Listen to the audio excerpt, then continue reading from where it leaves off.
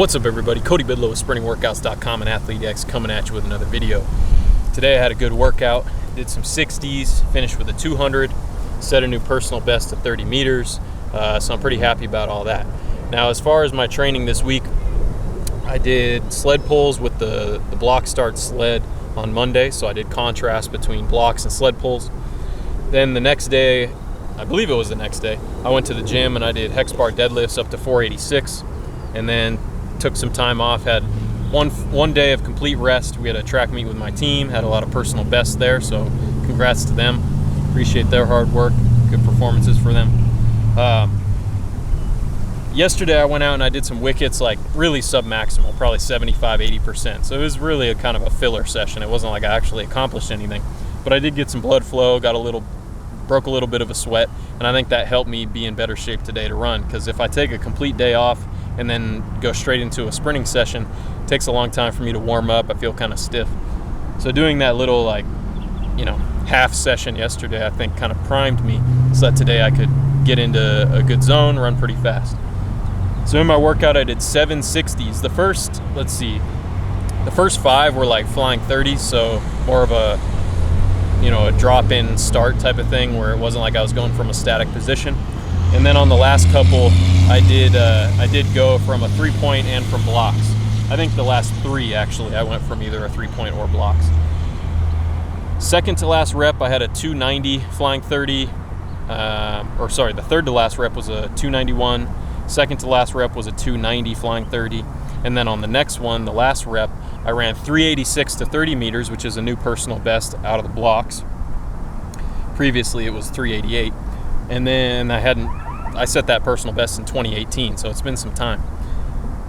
Then the second half was not very great because my training partner, one of my training partners, was running a 200, and when she came around the turn, that's when I decided to go, so I had someone to chase. So I had a really good, start, but, personal best. But then when I got up, I realized, oh, she's in my lane, so I had to change lanes, and I think that kind of threw off the second half of my 60, but I still ran 686 with a 386 start. So, I'm really happy with how that went, because today when I showed up, I did not feel very good. I just felt like I didn't sleep enough, kind of tired, maybe a little bit of allergies going on, something like that, but turned out well.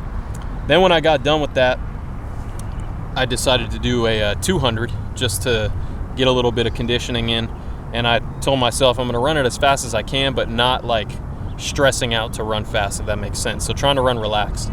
And I think I ran pretty well. I ran 22:36. There's been meets where I've run 22:3, working really hard, trying. Today I cruised to 22:3 on the free lap. So, all in all, between how my 30 meter was, how my fly 30s were, how that 60 was, and how the 200 was, I think I'm in a good place right now, and I think I just need to keep things going in the direction that it is going with my training. Not necessarily change up too much right now. If my performances stagnate, that's when I'll change things up. But for now, I'm going to keep on the path. So basically, my training right now, Mondays I'm doing sleds and starts up to 20 or 30 meters. Then I'll lift the following day, do some jumping as well, focusing on concentric jumps like I talked about in my last video. Then come out, do short speed endurance work like 60s, 80s, 90s, something in that range.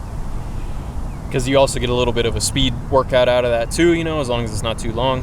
And then finishing up with occasionally doing a longer sprint at the end of the session, just so that I'm always keeping my body used to running that longer sprint, making sure that I'm conditioned for it, but not doing a bunch of repeats right now to, kill my body. I figure if I could do one fast 200 after doing a bunch of 60s, 80s, 90s, 50s, whatever, then I think that's a good stimulus for my 200. Certainly down the road, I'll have to do some repeats or some split runs where, I do more than one run at the 200 meter distance or longer. But for now, given where I'm at with my conditioning, I think this is a good place to be. Going forward, what am I looking at? Well, I might go lift later this afternoon. I'm going to see how I feel after I eat. Otherwise, I can lift in the next day or two. Tomorrow, probably be more of like a recovery-oriented day. And then depending on how I feel Sunday, I might train. Otherwise, Monday will be my next main session where I come back for sled pulls with the block starts. doing contrasts and continuing to try and work on that rate of force development like I talked about in my last video. Now I noticed today when I ran the 200, I started really well, which makes sense because I was starting really well in the 60 that I ran. It's kind of a funky track setup we have here. It's like a 375 meter track in outside lanes. I don't know what it is on the inside lanes, probably 350. But basically the turn is really tight and really long. So running a 200 here is kind of unique. You know, you start in the straightaway, build up speed, and then all of a sudden you're on a really tight turn, and then when you come off the turn you have about 30 or 40 meters left, about 40 meters left in the straightaway. So it's a little bit different than a normal 200, but it's still, I think, a good opportunity to train for the 200.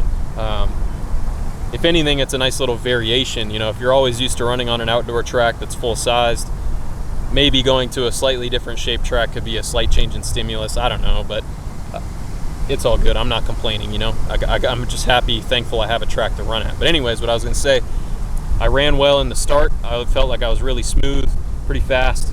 Top of the turn, I reminded myself just to relax. You know, don't work too hard. I want to run as fast as I can and make it as easy as I can. Because if it's easy, not that it's really easy, but if it's relatively easy, that means I'm running relaxed and I'm being efficient with my running. So when I got to the top of the turn, I reminded myself, just stay relaxed, just keep moving, keep putting the foot down, let your arms swing, let your legs swing, don't force it.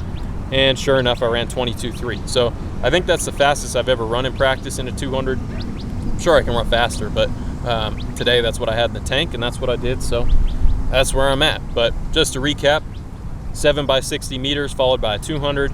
Fastest flying 30 was 290. Fastest 30 meter was 386, a new PR. Fastest 60 was a 686. It's a season's best in practice. And then I had a season's best for practice in the 200 at 22.36. So happy with how things are going. Now I'm going to keep on the deadlifts, keep pushing those up.